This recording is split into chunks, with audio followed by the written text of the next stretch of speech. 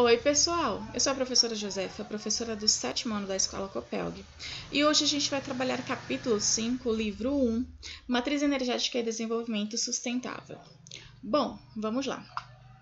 De início, eu posso dizer para vocês que todos os seres vivos, eles dependem de recursos disponíveis no meio ambiente. Porém, o uso desses recursos de forma acelerada, exagerada, sem a preocupação da conservação do meio ambiente, pode gerar grandes impactos aos ecossistemas. Impactos esses que podem ser de grande intensidade, quando a gente leva em consideração a frequência do consumo desses recursos, e impactos ainda mais moderados, quando digamos que ele ainda leva um pouco de precaução e uma preocupação em conservação aos recursos naturais e ao meio ambiente. Ok, eu trago aqui para vocês 4 imagens. A imagem de uma lâmpada, onde tem dentro dela uma vegetação linda, uma planta bem viva, e a imagem de hélices que compõem um parque de produção de energia eólica. Logo depois eu trago o quê? Uma área de vegetação desmatada, a derrubada de uma área de vegetação. O que leva a essa derrubada? Criação de animais, criação de pastagens, a utilização da madeira para a produção de móveis, o uso dessas áreas para a cultivação de outras espécies, para a produção de grãos, eu posso citar, enfim. E essa desmatação, ela pode gerar um impacto muito grande, onde a gente pode citar um dos principais, a desertificação do solo.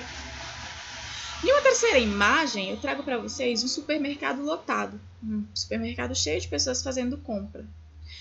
Desde o ano 2000, os cientistas eles vêm afirmando que a população ela vem crescendo aceleradamente, em um grande percentual. Esse crescimento dessa população, a gente pode dizer o quê? Que aumenta o grau de consumo, aumenta o nível de consumo. E se aumenta o nível de consumo, aumenta também o quê? A produção de resíduos, a produção de lixos. Logo, eu trago numa quarta imagem a imagem de um aterro sanitário, uma produção exagerada, uma quantidade exagerada de resíduos sólidos de lixo, que também pode provocar, sendo descartado de forma inadequada, pode provocar contaminação do solo, contaminação dos lençóis freáticos, contaminações de água de rios e lagos. Tudo isso são impactos causados pelo uso de forma inadequada e de grande intensidade dos recursos disponíveis no meio ambiente. Eu posso dar, por exemplo, também algo mais simples, a construção de uma casa. Para construir uma casa, a gente vai precisar o quê? De areia, cascalho, barro, água, fios, enfim. Existe na produção de uma casa coisas que podem ser reutilizáveis, coisas que podem ser reutilizadas. Mas se não houver essa preocupação, eu posso dizer que aí gera também uma grande produção de resíduos. E aí eu pergunto para vocês, para onde vai? E os lugares que não têm aterros sanitários? Para onde que vai esses resíduos? Que impacto esses resíduos podem causar? Qual o preço que a gente pode pagar futuramente? Ou que as próximas gerações podem pagar? Então, daí a gente entra no conteúdo falando do desenvolvimento sustentável. Onde um outro exemplo que eu posso citar também é a produção de energia, que gera gases poluentes que podem causar e aumentar os efeitos do efeito estufa. Pronto, e aqui eu questiono que a energia necessária para a realização de algumas atividades como gerar eletricidade, movimentar veículos, aquecer e refrigerar ambientes, entre outros usos, partem de um conjunto de fontes que formam a matriz energética. Aqui eu trago para vocês um gráfico, uma imagem, que eu trago as matrizes energéticas do Brasil e as matrizes energéticas do mundo. Se a gente for parar para comparar, o Brasil, em relação ao mundo, ele, por mais que ainda gere uma grande quantidade de resíduos, ainda tem um grande índice de poluição, é quem utiliza mais fontes de matriz energética sustentáveis. Olha aqui, a gente tem, vamos supor, 29,9% de matriz energética através da biomassa, que é da cana, do milho, de madeiras e outros, da soja. a gente tem 12,6% através da fonte de matriz energética de usinas hidrelétricas. Claro que sim, as usinas hidrelétricas geram impactos, causam poluição, mas é num grau bem menos elevado, é num grau considerável. A gente tem outras fontes aí representando 1,7%. Essas outras fontes eu posso citar a energia solar, a energia eólica e as geotérmicas, por exemplo. Se a gente for parar para comparar com o mundo, esse valor que passa de 40% ultrapassa. O Brasil ele tem uma produção de uma matriz energética de forma sustentável maior que os outros países. Por exemplo, maior que o Japão, que é um dos países que mais consome energia elétrica no mundo. Um importante problema ambiental da atualidade é a poluição causada no processo de produção de energia, onde 40% dessa energia é obtida por meio da combustão de carvão em termoelétricas.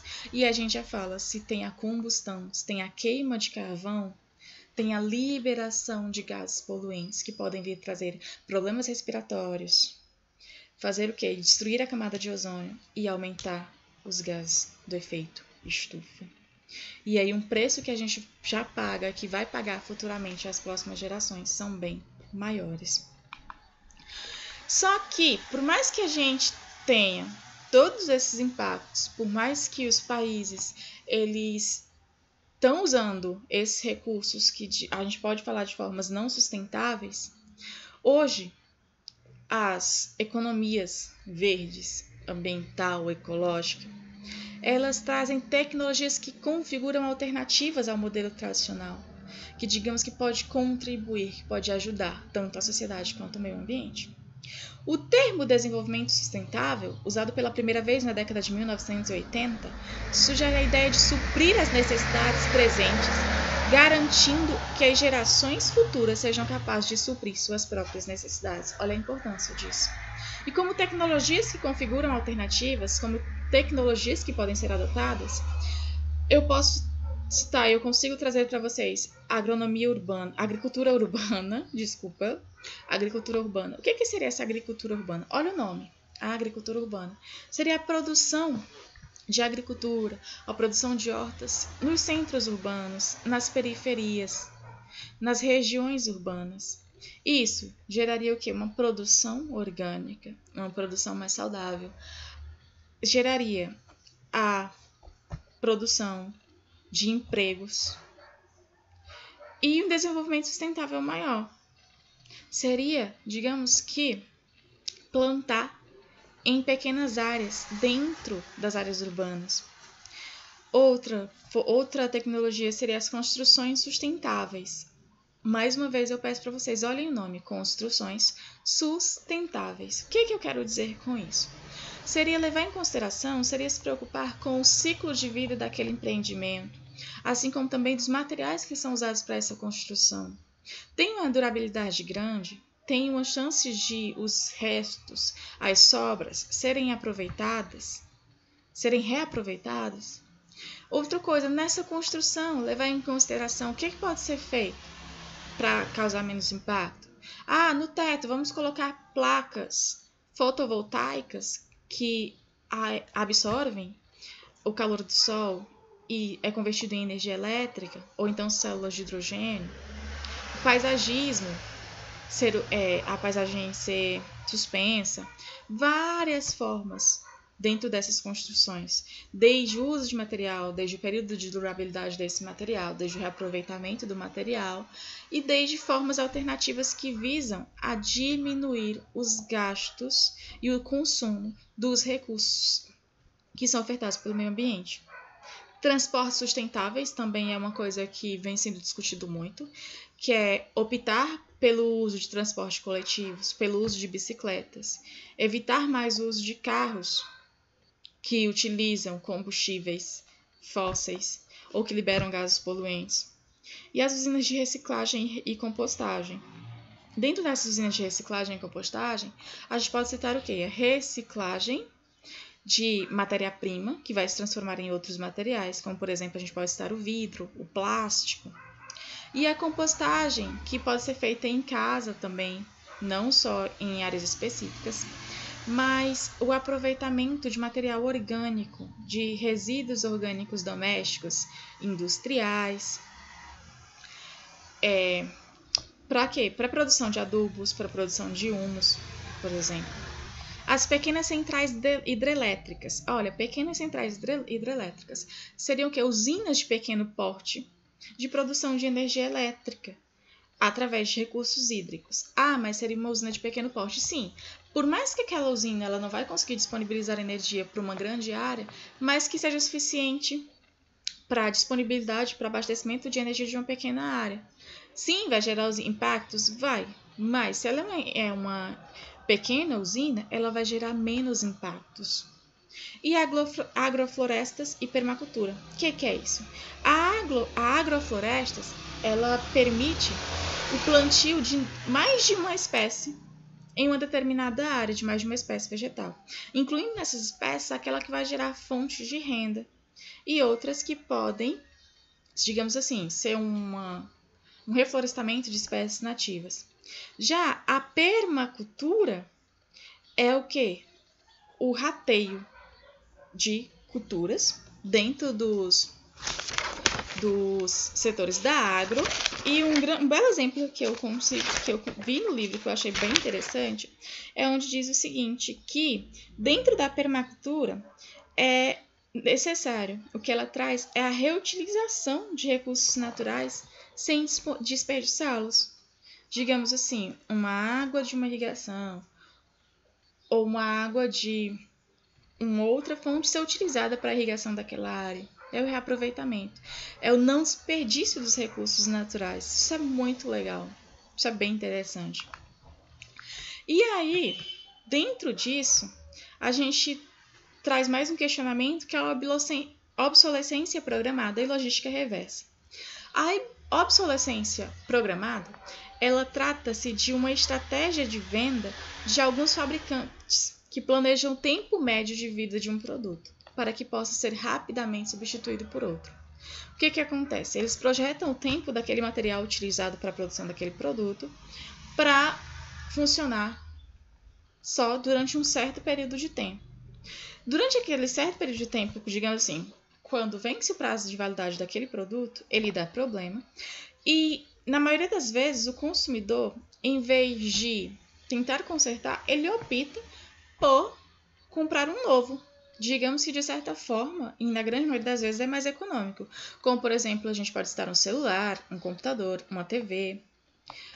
A compra por um novo, muitas vezes, sai mais econômico do que tentar consertar aquele que deu problema. Então, isso gera o quê? Isso gera o aumento de resíduos, o aumento de lixo, o aumento de descarte. Então, em cima disso, o governo ele criou a logística reversa. O que é isso? É um conjunto de procedimentos e meios para recolher e dar encaminhamento pós-venda ou pós-consumo ao setor empresarial, para reaproveitamento ou destinação correta de resíduos. Quais produtos devem retornar ao fabricante ao fim da vida útil? A gente pode citar pilhas e baterias, agrotóxicos e suas embalagens, produtos eletroeletrônicos e seus componentes, pneus, óleos lubrificantes e suas embalagens, como também lâmpadas fluorescentes. E aí, como funciona essa logística reversa? Vamos imaginar, eu vou ao supermercado e compro uma bateria. Eu utilizo aquela bateria durante o tempo de duração, tempo de carregamento dela. Tá, aquela bateria não presta mais, não é recarregável, descarregou, enfim, eu posso descartar aquela bateria? O que eu vou fazer com aquela bateria? Eu vou novamente àquele comércio que eu comprei, aquele ponto de venda, e lá eu faço o descarte adequado. Aquele comerciante vai pegar aquela bateria e vai enviar de volta ao fabricante. Quando ela chega ao fabricante, ela pode se tornar um produto novo, ela pode ser reciclada, ela pode ser reaproveitada de alguma forma, entendeu? E isso gera um ciclo. Isso é a logística reversa, em cima da obsolescência programada. Dentro disso também, a gente pode trazer dentro do desenvolvimento sustentável a economia ecológica e a economia ambiental. Ecológica e ambiental. Tá, qual a diferença disso? Vamos parar e pensar. A economia ambiental, ela visa o que? A conservação do ambiente. Ela visa a disponibilidade de recursos, aos cuidados com o meio ambiente. Digamos que ela procura equilibrar as necessidades humanas. Ela tenta te disponibilizar um máximo conforto utilizando o máximo de recursos naturais ofertados pelo meio ambiente. Já a economia ecológica, ela, digamos que ela não dispensa a economia ambiental, mas o que ela faz? Ela se preocupa em o ser humano ter uma qualidade de vida muito boa, mas dentro de um planejamento sustentável, dentro de um plano, ou seja, como o próprio nome já diz, desenvolvimento sustentável, que não prejudique o meio ambiente, mas que tenha a interdisciplinaridade, que tenha a união do desenvolvimento social da sociedade com a conservação do meio ambiente. Então, a gente tem uma economia ecológica. Já a economia ambiental é voltada só para o ambiente. Já a ecológica, ela trabalha o desenvolvimento sustentável em planejamento, o desenvolvimento da sociedade em planejamento com o desenvolvimento sustentável do meio ambiente. Eu tenho que saber o que eu vou usar, até onde eu posso usar. Ela estabelece um limite. Por hoje é só. Eu trago aqui as atividades para vocês. Peço para fazer as atividades referentes ao capítulo 5 do livro 1, Sais Ciências, e as atividades do livro Atividades Suplementares, capítulo 5 da disciplina de Ciências também. A entrega vai ser via Classroom, Google Sala de Aula, até 2 dias após a postagem da aula. E a gente continua se comunicando nos grupos de WhatsApp e no app. Ok, por hoje é só. Obrigada e estudem. E não deixem de acompanhar a plataforma SES.